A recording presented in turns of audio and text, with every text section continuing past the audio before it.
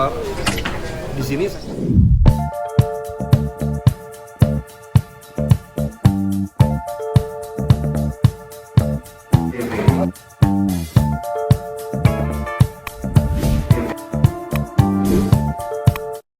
gimana Rio? Udah lama nih nggak main film, sekarang main lagi, terus action lagi.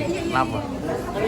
ya ya alhamdulillah dipertemukan dengan project ini dan dengan Reza Rahadian bisa ketemu lagi dan ditambah kolaborasi produksi antara Indonesia dan Korea gitu.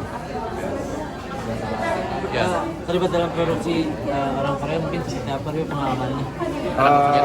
Atau mungkin kayak enak banget sih, kayak katanya kan ratingnya sehat ya, jatuhnya sehat. Iya, tapi produksi Indonesia sendiri pun juga udah banyak kok ya, maksudnya yang udah menerapkan sistem seperti ini. Cuman memang ada beberapa hal yang kita juga belajar dan mereka pun juga belajar gitu dengan produksi kita. Dan menyenangkan aja, maksudnya bekerja sama dengan orang baru meskipun ada keterbatasan dalam bahasa gitu ya, kayak tiap kita ngobrol selalu ada translatornya, jadi agak delay sedikit, tapi ya itu nggak jadi masalah besar sih. Cuman agak delay aja dikit gitu kalau ngomong kayak harus nunggu dulu ditranslate terus kemudian translate ulang. Tapi keseluruhan syutingnya lancar dan melihat kalau perfilman Korea kan mungkin dibandingkan dengan kita gitu ya, mereka secara budget produksi, secara production value mungkin jauh lebih besar gitu, dan kenapa mereka mau mengembangkan di Indonesia, mungkin mereka melihat ada potensi yang masih bisa di scale up lagi gitu di produksi kita terutama. Dan ya kucuran dana dari Korea ini juga pastinya matters banget gitu untuk production kita. Syutingnya sendiri kapan sih? Syutingnya sendiri kurang lebih sebulan lah. Saya lupa lagi. 2 tahun lalu ya? Tahun lalu deh. 2 tahun lalu. Itu di Korea apa di Indonesia? Di Indonesia semua. Full di Indonesia. Mas Rio, melihat nikah Mbak Dian gitu di lokasi syuting seperti apa tadi? Katanya kan itu udah jadi grogi banget tuh ketemu lu di lokasi. Enggak lah, enggak. Biasa aja. Enggak, tadi iseng doang kayaknya. Masa? Beneran, saya juga ngefans banget sama AA, sama Anjasmara gitu. Dari dulu nenek saya tuh ngefans banget gitu, berharap waktu saya kecil saya bilang kamu harus jadi Anjasmara ketika udah gede gitu ya. Tapi kayak lu sendiri kayak didoain sama artis juga gitu, kayak ada rasa Iya, juga. seneng banget, maksudnya seneng banget lah, dan makasih buat Mbak Dian ya, apresiasi. Ini kan temanya agak berat nih kan, yang biasanya jarang ke Indonesia gitu ya. Terus ini masuknya layar lebar gitu. Apa sih yang diharapkan dan tantangannya kira-kira apa yang kalau menurut dari Ya sebenarnya ceritanya sendiri isunya cukup umum ya, maksudnya memperjuangkan keadilan gitu, karena sampai kapanpun juga isu ini akan terus ada di masyarakat gitu. Filmnya secara dialog memang agak berat, tapi ya gimana caranya, ini tantangan kita juga sebagai aktor untuk membuat dialog dan adegan itu menjadi sesuatu hal yang ketika penonton merasakannya atau menikmatinya menjadi hal yang gak berat. Ya kalau melihat intelektualitas penonton kita pun juga sekarang sepertinya udah leveling up gitu, kalau melihat beberapa film Indonesia yang memang sekarang lagi tayang dan udah selesai tayang mungkin, dan lihat jumlah penontonnya semakin besar gitu, antusiasme penonton kita sih ya kita harapkan memang udah jauh lebih dibandingkan mungkin beberapa tahun lalu gitu.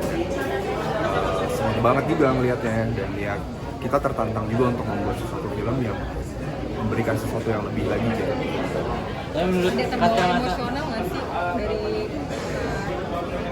Iya, tergantung berhadapan dengan Mas Reza gitu, ada terbawa emosional? Ya emosi itu kan dibangun ketika memang skenarionya membutuhkan kita untuk bangun itu, jadi ya emosional dalam hal apa dulu. Ya ya tergantung setiap adegan dan pemeranan itu juga. Mungkin part yang paling emosional personal mungkin lagi disampaikan sih dari karakter. Di sini saya sebagai petugas pengadilan yang sering melihat, ya karena dia bekerja ya sebagai satpam pengadilan, jadi dia sering melihat persidangan di depan matanya dia langsung, dan dia melihat banyak ketidakadilan yang ada gitu. Nah, kemudian dia sendiri mengalami kejadian tersebut sehingga dia harus melakukan hal-hal yang mungkin melanggar aturan tapi untuk memperjuangkan keadilan yang ada. Tapi menurut kacamata sendiri sempat datengin ke sidang-sidang. Enggak sih, enggak sampai kayak gitu juga. Berarti Berdasarkan workshop aja dan banyak ngobrol sama direkturnya, sama Reza, kita banyak tuh. Ya, menurut kacamata Mas Rio sendiri keadaan Indonesia seperti apa sih? Setelah lo bintangin film ini dan juga banyak riset juga kan, keadaan Indonesia seperti apa menurut Lo lihat berita ekonomi atau berita politik aja di Warta Kota, bro. Banyak tuh, ya kan? Jawabannya itu tuh. Mas Rio, karakter yang Mas Rio mainkan kan tadinya dari suami yang penuh cinta terus akhirnya menjadi berubah penuh dendam. Iya. Nah itu perjalanan emosinya pasti konstan banget gitu. Nah ini gimana tantangan terbesar untuk menjaga emosi agar tetap konstan dari awal sampai akhir itu seperti gimana?